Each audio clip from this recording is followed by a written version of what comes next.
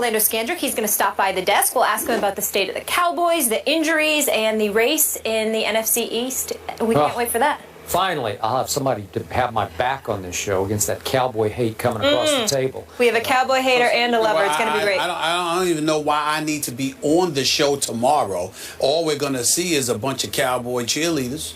You know, really? Skip We are? Orlando, our Cowboys, our Cowboys, our Cowboys. And you know, far be it from me, I don't want to look like the bad guy for reminding the world y'all haven't won a Super Bowl in 20 years. What makes y'all relevant?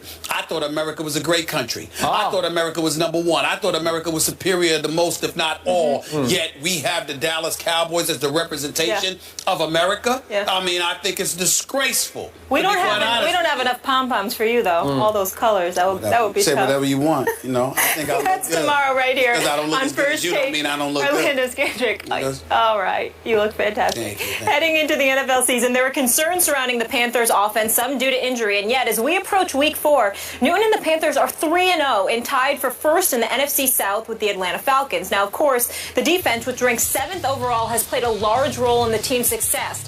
But still, Cam has basically been responsible for all of the Panthers' offense, generating 76% of their offensive yards and 7 of their 8 total touchdowns, 5 passing, 2 rushing. Some are arguing that he's proven to be the most valuable player in the NFL, at least from the perspective of value to his team through Week 3. Cam for MVP. Stephen A. Smith, are you cheering for that one? Well, I don't root against him because I got a lot of love for the kid. I think that he's going through a lot. I think the one blemish on his career obviously had things to do with family as opposed to himself from his college days or whatever. And I applaud him for defending his loved one the way that he did, because most of us would. Since he's been a pro, the only issue we've ever had with him is that he seemed to get down on himself or down on others by putting a towel over his head, and his body language wasn't that great.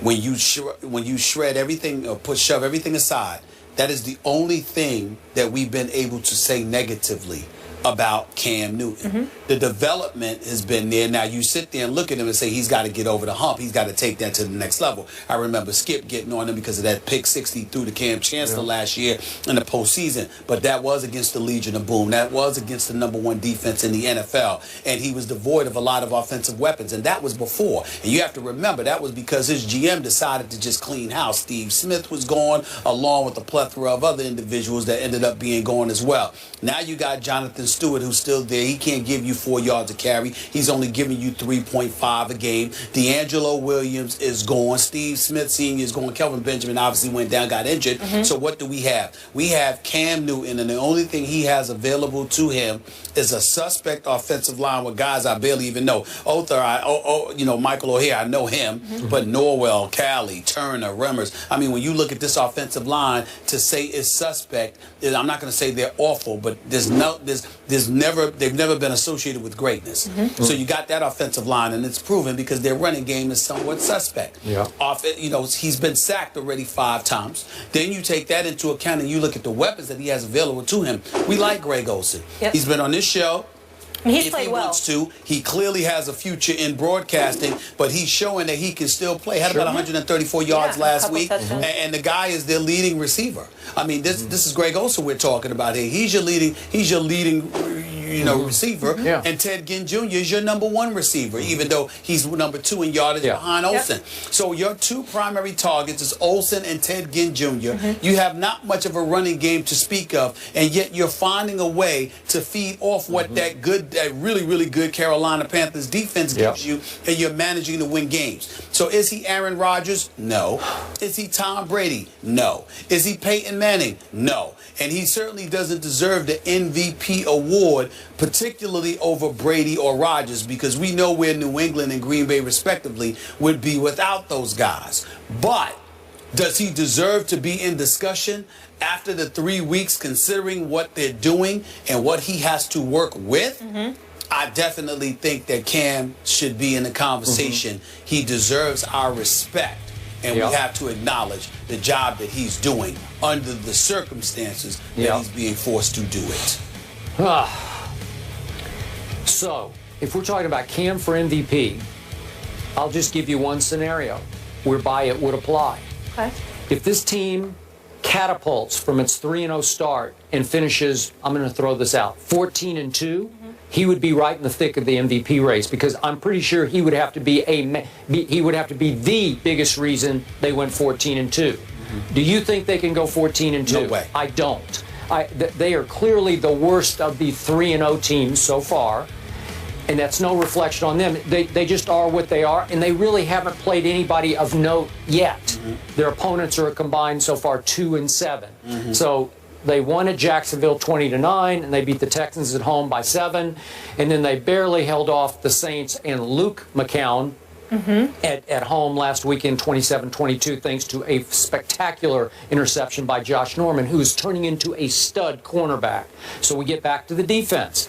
It's now ranked so far, just through 3 games against 3 mediocre opponents, it's ranked 2nd in points allowed. Okay, that's pretty great so far. You know, so far against nobody yet, but still, I look at the defense. They lost Charles Johnson to IR for 8 weeks, but they went out and got Jared Allen. I thought that was a sweet pickup, because I think he can still play and he can still help this team.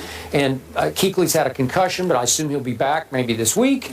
And then I just mentioned Josh Norman, and Thomas Davis is just a tackling machine. So this defense is pretty legit. The defense reminds me of the team that took them to a 12-4 record and a playoff berth in San Francisco a couple of years back. The offense just leaves an awful lot to be and he desired. lost Kelvin Benjamin, his big 6'5" stud receiver, back in training camp to a freakish injury. And I thought that Devin Funchess would come out of Michigan as a pretty high draft pick. But I think he's going to be fine. He just hadn't done much yet. Yeah, I just think it's too early. He figured it out I just think it's too early. But remember how we sat here last year and we were like, how could they do this to Cam? They took away like his top 4 receiving weapons. I'm like, how do you put this guy in that position? You know, and they're like, well, we got to pay him. And I'm like, yeah, you got to pay him, but you got to figure out a way to make sure that you got weapons around him. They literally put Cam out there offensively, that is. They put him out there on an island all by himself, and they still managed to win the South with a 7-8-1 record. Okay? And I think they'd be commended for that, but it's just, it was a travesty that they put him through that. So you asked me these kind of questions. I'm going to ask it back to you. Sure. Cam Newton already leads all quarterbacks in rushing with 144 rush yards. He is the second leading rusher on their football team to Jonathan Stewart, obviously. And in some games, I think he's going to be the first leading rusher on their team, because that's who they are. Can he stay upright through all those games? Let me tell you why he can. Some people use his athletic ability. He's big. He's strong. If I'm wrong, it's because I only see what the camera shows me, because I haven't been to any Carolina Panthers game, even though I would love to be, because I love me some Charlotte, North Carolina. But I will tell you this. Cam seems to me to be a smart runner. He's not exactly Russell Wilson, but he's pretty close. As far as sliding goes. Well, he doesn't have to, because Cam usually running to the side, and he's usually getting out of bounds. He's not usually running to the middle of the field, as far as I can tell. Again, I'm not at the game, so I don't see every play. But from the camera angles, when I see Cam Newton running the football, he's usually not running where he's required to slide. He's usually running out of bounds. He doesn't get hit too much running outside the pocket. That doesn't happen to him all the time, and I attribute that to his intellect, because he's not trying to do. Think about how embarrassing it was when we were talking about RG3, and we were like literally suggesting that he go over to the Nationals to let them teach him how to slide. All right, because he wasn't getting out of bounds. I agree. And when he was in bounds, he was diving head first, which gives them the license to hit him. Because we didn't want him to get injured. Or he didn't slide properly. Cam doesn't have that problem. Cam knows how to get out of bounds, and I give him credit for that. Plus, he's bigger and he can take more hits, but he knows how to get out of bounds. And we're going to talk about the Hockey League controversy a little later in the show, but this is why Cam is hanging in there on what he says Hockey League said to him, because he wants protection when he runs with the football. He wants, within the rules, to be protected like everybody else gets protected. And why? We are going to talk about that. I thought about some good points. Oh, good. All right. One quick question before I get in trouble by our producers. Are they the best team in the NFC South right now? Yeah, you'd have to say that. By the way, no. Oh, I forgot about Atlanta. Atlanta. I say the Falcons are, but by the way, you don't worry about getting in trouble with the producers. Skip's got you. I don't know about me, because you're from Connecticut. But you're the one who runs this show. He got your police. Oh, please! You lying. That's lying. That's laughable. This man God is connected. He is connected at the highest level. Am I not right? Please. Connected. You both are. Well, trust me, I'm the rookie. Cam Newton is getting a lot of love right now with the 3-0 start, but is he MVP worthy? Now that Skip and Stephen A have given their takes, we want yours. Go to Twitter and vote yes or no using the hashtag MVP for Cam, and let us know if you think he is worthy of the MVP. LeBron is feeling the love in Cleveland this season, but will there be too much love on the Cavs in 2015? You'll see what I was trying to do there in just a minute. We'll be right back.